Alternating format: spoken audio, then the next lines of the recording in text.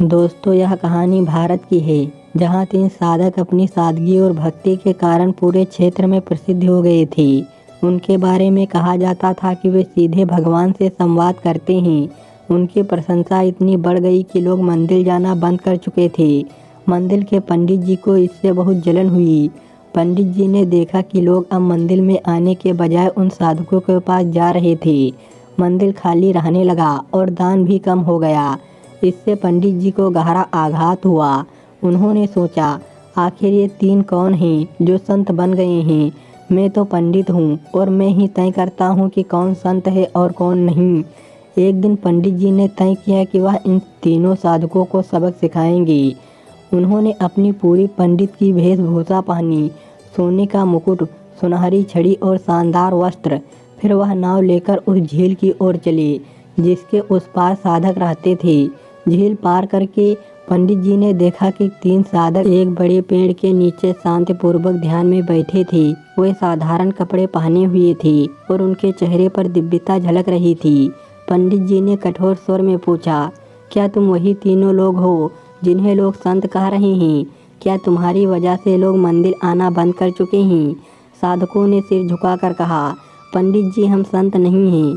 हम किस बात के संत? हम तो साधारण और अनपढ़ लोग हैं। संत तो हमें यहाँ के लोगों ने मान लिया है। पता नहीं लोगों ने हमें संत क्यों मान लिया है। पता नहीं यह झूठी अफवाह किसने फैला दी जिसे सुनकर लोगों की भीड़ यहाँ आती है।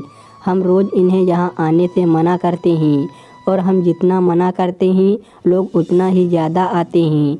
हम इस भीड़ से परेशान हो चुके हैं। यह भीड़ भाड़ हमें अच्छी नहीं लगता। हम तो एकांत में रहना चाहते हैं। यह सुनकर पंडित जी खुशी से फूले नहीं समाए और सोचने लगी, यह तो बड़े ही भोले लोग निकले। आज तो इन तीनों को सबक सिखाकर ही जाऊंगा। पंडित जी ने अगला सवाल किया, तुम लोग पूजा कैसे करते हो?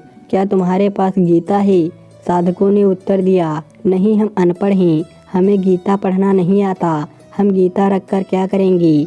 हमने अपनी प्रार्थना खुद बनाई है। पंडित जी ने चकित होकर पूछा, तुमने खुद प्रार्थना बनाई है? यह तो ठीक नहीं है।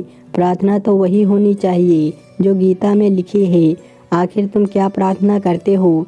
साधकों ने संकोच से कहा, हमने सोचा कि ईश्वर के 3 रूप हैं, ब्रह्मा, विष्णु और महेश। इसीलिए हमारी प्रार्थना है, हम 3, तुम भी 3, हम पर दया करो। यह सुनकर पंडित जी हंस पड़े। उन्होंने कहा, यह कोई प्रार्थना नहीं है, मैं तुम्हें सही प्रार्थना सिखाऊंगा। पंडित जी ने साधकों को मंदिर की प्रार्थना सिखानी शुरू की।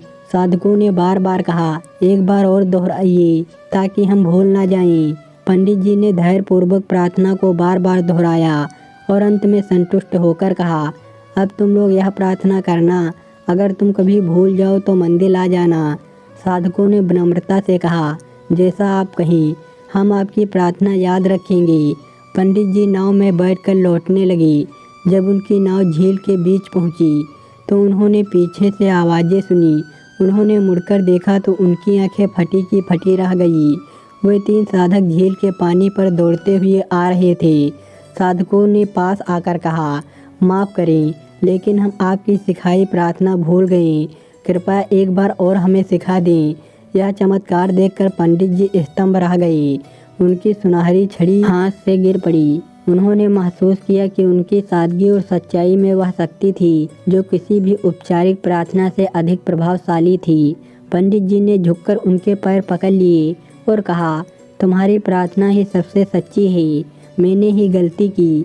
अब से मैं भी वही प्रार्थना करूँगा। साधकों ने फिर कहा, नहीं, हमें आपकी प्रार्थना सिखा दो। लेकिन पंडित जी ने चुपचाप सिर झुकाया और नाव में बैठकर वापस लौट गए। कहानी अच्छी लगी हो दोस्तों तो लाइक और सब्सक्राइब करिए। धन्यवाद दोस्तों।